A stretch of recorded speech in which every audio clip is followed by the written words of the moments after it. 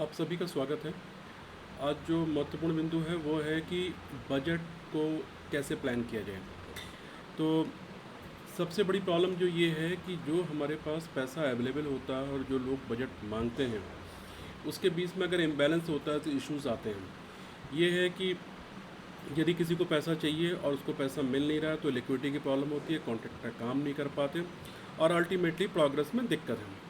इसी तरह से अगर पैसा एक्सेसिव मात्रा में अवेलेबल है और हम उसे खर्च नहीं कर पा रहे तो उससे भी बहुत सारी समस्याएं आ सकती हैं। इन सब चीज़ों में बैलेंस बनाने के लिए कि हम कितना बेहतर डिस्ट्रीब्यूशन कर सकें, लोग कितनी बेहतर अपनी मांगों को मैनेज कर सकें, उसके लिए और उसके हिसाब से कैसे एनालिसिस करके आप सही आदमी को सही पैसा सही समय पे दे सकें।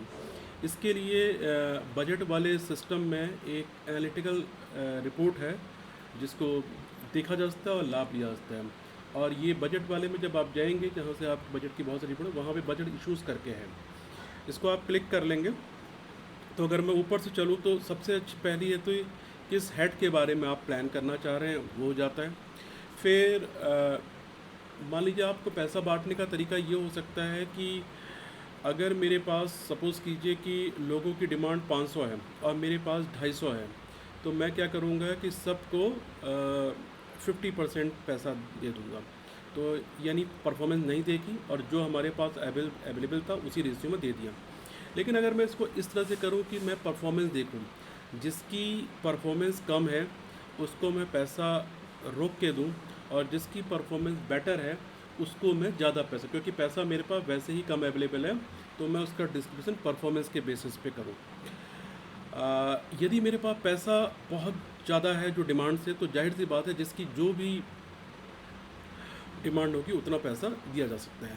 फिर दूसरी चीज़ आती है return back policy. Return back policy क्या है कि कई बार क्या होता है कि जो अलॉटमेंट हम कर चुके होते हैं उस अलॉटमेंट को हम बैक नहीं मांगते। हम ये कहते हैं कि आपको इसको खर्च करना है, लेकिन अगर मैं सोचूं कि मुझे विद इन 1 मंथ और 2 मंथ काम करना है और मेरे पास पैसा भी कम है, तो मैं जो काम नहीं कर रहा है उससे पैसा वापस ले लूँ, जो काम कर रहा है उसको दे दूँ। तो हम इसको रिटर्न बैक पॉलिसी कहते हैं। अगर आप इसको यस करते हैं तो ये सिस्टम उस तरह के एडजस्टमेंट कर देता है। एडिशनल मनी टू डिस्ट्रीब्यूट, तो जाहिर सी बात है आपके पास कुछ पैसा आ रखा है और उस पैसे को बांटना है, तो जो भी पैसा आपको बांटना है उसको यहाँ पे आप पटन करते हैं। अब आता है परफॉर्मेंस। जैसे मैंने अभी कहा था कि हम परफॉर्मेंस बेस्ड डिटेक्शन कर सकते हैं। तो ऐसे केस में क्या है कि परफॉर्मेंस किससे काउंट की जाए, तो दो चीज़ें हैं। एक आपका प्लान से काउंट, जो आपका अपना प्लान है उससे काउंट कर सकते हैं। दूसरा हम अलॉटमेंट से काउंट करते हैं। इसको ऐसे समझें कि अगर किसी डिवीज़न का डिमांड 500 था और उसको 100 अलॉटेड हुआ और उसने 50 खर्च किया, तो जाहिर सी बात है कि अगर हम अलॉटमेंट से करेंगे तो 50% प्रोग्रेस मानेंगे, परफॉर्मेंस मानेंगे। अगर हम डिमांड से मांगते हैं जो उसका प्लान था, तो उसके हिसाब से हम 10% मानेंगे। डिपेंड करेगा कि आप किस लेवल पे कौन सी चीज़ को तय कर रहे हैं। फिर आता है मंथ, किस महीने से। तो चूँकि हमारा माहवार प्लान होता है, हमारी इंस्टेंट डिमांड भी कुछ महीनों के लिए होती है और पैसा भी हम कुछ आगे के महीने में लेते हैं, तो किस मंथ को हम कंसीडर कर रहे हैं इन सारी चीज़ों के लिए, तो यहाँ पे मंथ छांट सकते हैं। ठीक है। उसके बाद जो स्थिति है वो है प्लान और डिमांड। एक्चुअली क्या है कि जो हमारे एक्सचेंज डिवीज़न करते हैं तो दो तरीके से होता है। एक तो उनका एनुअल प्लान होता है। एनुअल प्लान मतलब हर महीने कितना कितना खर्च करेंगे। एक होता है हम इंस्टेंटली, मान लीजिए हमको आज कुछ पैसा बांटना है और हम अपने खंडों से कहें भाई ठीक है, अगले 2 महीने में आप जितना खर्चा कर लोगे वो आप हमें तुरंत भर दो। तो हम क्या करेंगे, इंस्टेंट डिमांड के बेसिस पे भी निर्णय ले सकते हैं। और एक है कि नहीं, हम तो जो उन्होंने प्लान दिया था उसके उस मंथ तक का निर्णय लेना चाहेंगे। तो कहने का अर्थ है यहाँ पे ये सारे कॉम्बिनेशन पे रिपोर्टें बनती हैं। सपोज़ कीजिए मैंने ऐसे नाबार्ड छांट रखा है और मैंने कहा कि परफॉर्मेंस बेस्ड रेट में करना चाहता हूँ और अभी रिटर्न बैक पॉलिसी नो है, एडिशनल मनी मेरे पास कुछ नहीं है, तो जाहिर सी बात है एडजस्टमेंट, जब पैसा ही नहीं है आपके पास है और आप एडजस्टमेंट भी नहीं करना चाहते, तो फिर आपका कैलकुलेटेड एडजस्टमेंट क्या है, 0 0। लेकिन अगर यहीं पे मैं कहूँ कि मैं पैसा तो नहीं है लेकिन मैं जो काम नहीं कर रहा उसका पैसा लेके दूसरे को जो काम कर रहा है उसको दे दूँ। तो यहाँ पे यस करते हैं। तो ये देखिए, यहाँ पे पूरा सिस्टम ने इसको काउंट कर दिया कि भाई इनसे 91 ले लिया जाए और इनको 74 दे दिया जाए। तो जैसे जो भी जिसकी, जैसे मैं यहाँ पे आऊँ पीडी नैनीताल पे, तो एग्ज़ाम्पल के लिए पीडी नैनीताल का एनुअल प्लान के हिसाब से मई तक का प्लान है 120, ठीक है। उसका अलॉटमेंट हमने कर रखा है 86 लाख, एक्सपेंडिचर 28 लाख।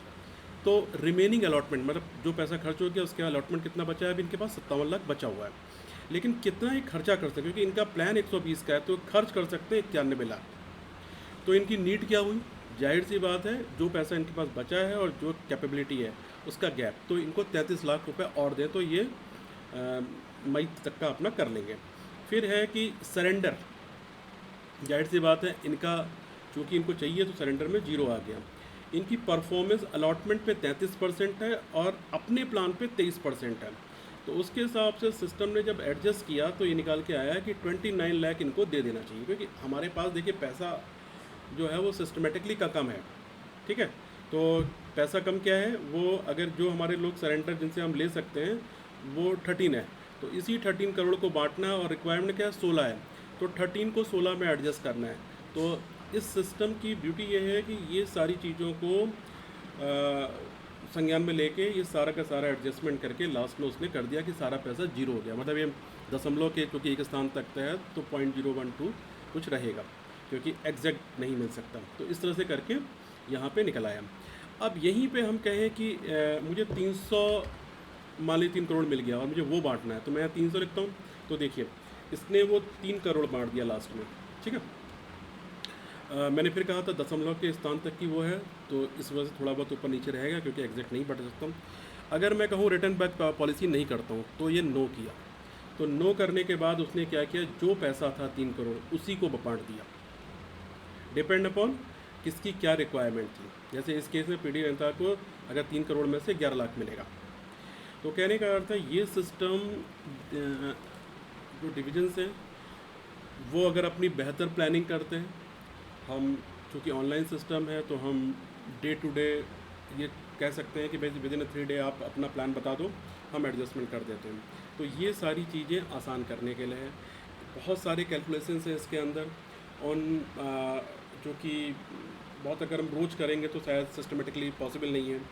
ऑप्शंस बहुत ज़्यादा हैं। मान लीजिए मैं इसी 3 को डिस्ट्रीब्यूट करना चाहता हूँ बगैर परफॉर्मेंस के, तो मैं नो करता हूँ, ये देखिए पूरा डिस्ट्रीब्यूशन चेंज हो गया, ठीक है। वही 3 करोड़ है बट अब डिस्ट्रीब्यूशन कुछ नहीं है। जो पैसा मेरे पास अवेलेबल है, जिस रेशियो में अवेलेबल है, जिसको चाहिए वो उसी में, परफॉर्मेंस को आधार नहीं माना गया। तो कहने का अर्थ है ये बहुत सारी चीज़ों का सल्यूशन हो सकता है।